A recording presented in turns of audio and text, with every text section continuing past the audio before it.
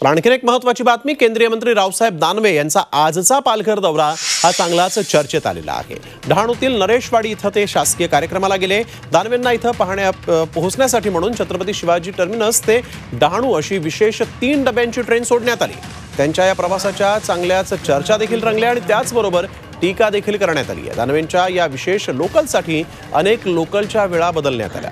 गेल्या अनेक वर्षांपासून डहाणूसाठी विशेष गाड्यांची मागणी होतीये, मात्र या मागणीकडे रेल्वे अधिकारी लक्ष देत नसल्याचा आरोप डहाणू वैतरणा प्रवासी संघटनेने केला आहे।